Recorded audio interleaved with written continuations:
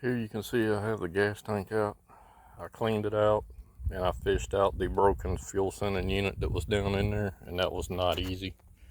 Now I'm letting it drip dry. I'm gonna blow some air through it and make sure it's all dry inside before I put it back on. Here's the skid plate for the tank. You can see it's got 4 or 5 bolt holes in the front and 3 in the back, and then it drops right out. I cleaned the rubber inserts around the tank. They were full of grease and rust and dirt and sand.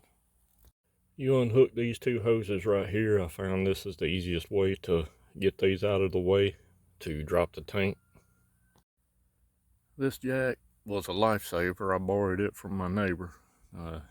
He was good enough to let me borrow it, and it's a motorcycle jack, but it's got those skid plates, rubber pads on it, and it was perfect to drop this tank.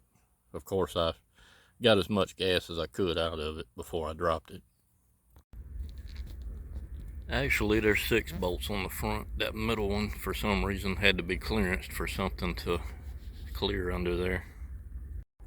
Well, I'm gonna get this tank back in here and put some gas in it and make sure it fires up. Stay tuned for the next video. Like and subscribe.